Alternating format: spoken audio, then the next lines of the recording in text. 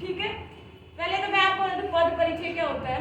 कोई भी जो शब्द होता है जब उसका हम वाक्य में प्रयोग कर देते हैं तो वो शब्द ना रह के पद बन जाता है, और उसी वाक्य में से एक शब्द पे आपको अंडरलाइन आएगा और आपको उसका पद परिचय देना होगा।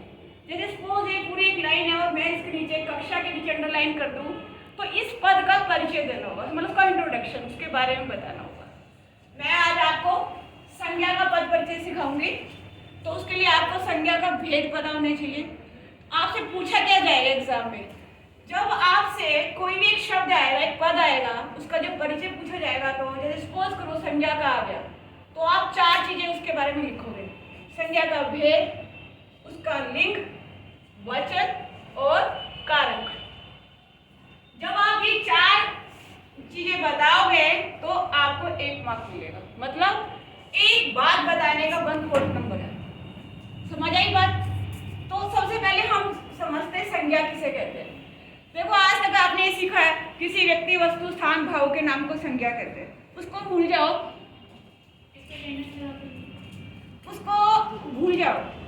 अब आपको ये नया परिचय सीखना है कि संसार में जिस भी किसी चीज का नाम है वो संज्ञा, जिस भी किसी चीज का नाम है संज्ञा।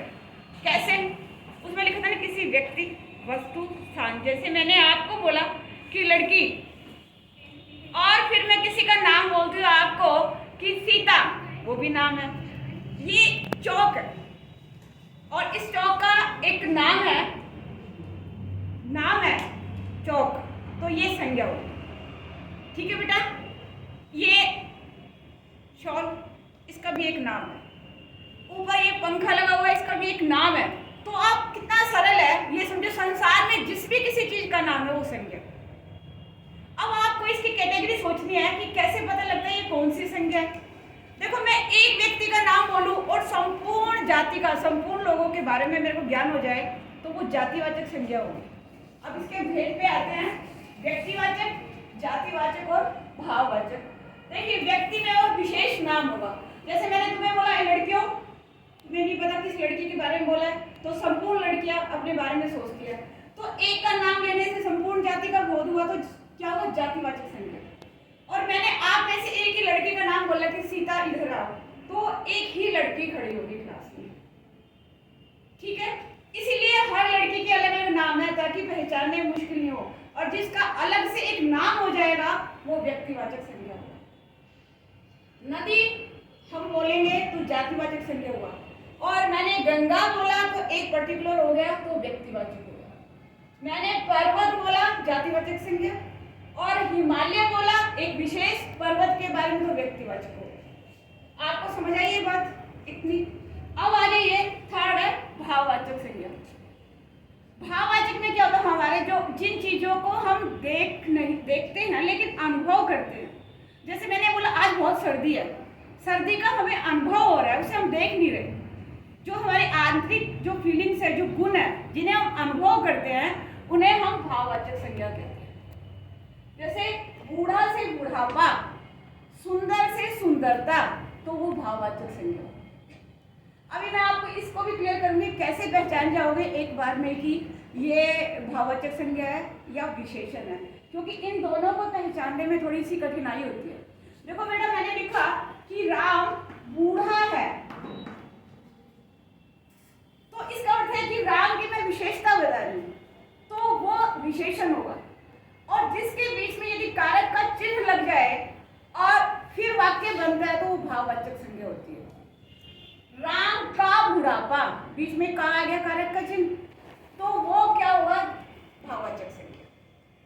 सीता सुंदर है और सीता की सुंदरता, दोनों शब्दों में अंतर है ना, तो की जिसमें लगे कारक का चिन्ह वो भाववाचक संज्ञा। क्लियर? अब आ जाइए, ये जातिवाचक संज्ञा है, इसके आगे 2 ये उपभेद माने जाते हैं। वैसे तो आजकल ये कह देते हैं कि 5 संज्ञा के भेद है, लेकिन ये इसी के उपभेद है, एक द्रव्यवाचक और एक समूहवाचक। साइंस में आपने पढ़ा होगा सॉलिड, लिक्विड, गैस।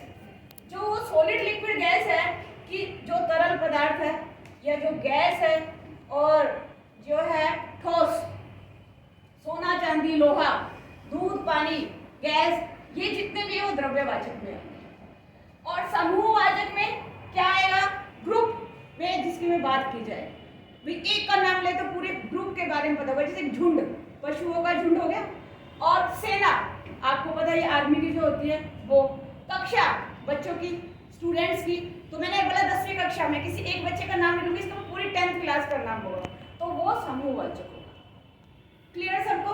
अब मैं आपको इसी से ही संज्ञा के भेद का पद परिचय सिखाती हूँ। एक एग्जाम्पल है, इसमें पूरे के पूरे जो है संज्ञा के भेद आ जाएंगे। 10वीं कक्षा के छात्रों ने गंगा जल की तीव्रता नापी। अब देखिए, सबसे पहला अंडरलाइन है कक्षा पे। कक्षा एक का नाम लेने से संपूर्ण जाति का बोध हुआ, तो इसे आप जातिवाचक संज्ञा नंबर 1 आप लिखोगे। दूसरा इसका ये होगा समूहवाचक। ठीक है, ये इसका उपभेद में आया, कक्षा हो गया। फिर दूसरा क्या होगा? कक्षा पुल्लिंग है या स्त्रीलिंग? इसको जानने के लिए एक तरीका है, आप एक छोटा सा वाक्य बनाओ। कक्षा छोटी है, कक्षा छोटा है। छोटा है तो नहीं जुड़ रहा ना, छोटी है, तो इसका मतलब ये कक्षा क्या हो गया? स्त्रीलिंग शब्द हो गया। कक्षा एक वचन है, और यहाँ पर कारक पहचानने के लिए देखो ये के लगा हुआ है, तो इसका अर्थ है कि ये संबंध बोधक कारक है। ठीक है, अब दूसरा शब्द देखो, छात्र। एक छात्र का नाम लिया तो संपूर्ण छात्रों का बोध हुआ, इसका अर्थ क्या हुआ कि ये भी वो ऊपर वाला ये जातिवाचक संज्ञा हो गया। ये जातिवाचक का क्या था? समूह था।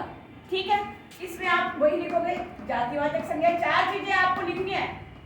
पुल्लिंग, स्त्रीलिंग। पुल्लिंग हो गया, छात्राओं होता तो स्त्रीलिंग होता। फिर आप ये क्या, छात्र बहुत सारे हैं तो क्या होगा? बहुवचन होगा। और ने है तो कारक कौन सा हो गया बेटा? कर्ता है। 1 2 3 4, मैंने आपको बताया था ये 4 चीजें छाटनी, तो आपको 1 नंबर हो जाएगा। नेक्स्ट देखिए, गंगा। गंगा क्या पर्टिकुलर विशेष नाम है, किसी व्यक्ति विशेष का नाम आ जाए तो व्यक्तिवाचक संज्ञा होगी। तो ये गंगा क्या हुआ है? व्यक्तिवाचक संज्ञा। गंगा क्या है? स्त्रीलिंग। और गंगा एक वचन, और गंगा जल की, ये दोनों एक साथ जुड़ा हुआ है ना, तो ये फिर क्या होगा? संबंध का। अब जल पे आ जाओ। जल क्या होगा? जातिवाचक का ही जो उपपार्ट है, उपभेद है कौन सा?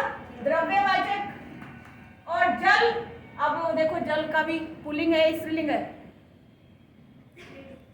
पुल्लिंग है। और उसके बाद में एक वचन और की है, तो फिर वही संबंध आ गया, संबंध बोधक कारक।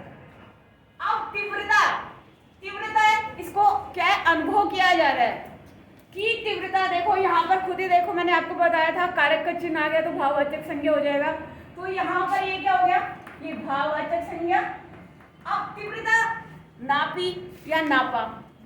तीव्रता कम थी या कम था, इसी से आप देखो कम थी जुड़ रहा है ना, तो ये स्त्रीलिंग हो गया, वही एक वचन। अब तीव्रता, इसको अगर सेंस निकाल के देखो तो तीव्रता को नापा है, ये कर्म कारक है। समझ आया? क्लियर हो गया बेटा? ठीक है, यदि किसी विशेष नाम के बारे में पूछा जाएगा तो आप समझ लेना व्यक्तिवाचक है, और यदि एक का नाम लेने संपूर्ण जाति का बोध हो, जातिवाचक। और जिसमें जिन चीजों को हम अनुभव करते हैं, राम की सुंदरता या राम का सौंदर्य, तो भाववाचक संज्ञा होगी। राम सुंदर है तो क्या होगा? विशेषण।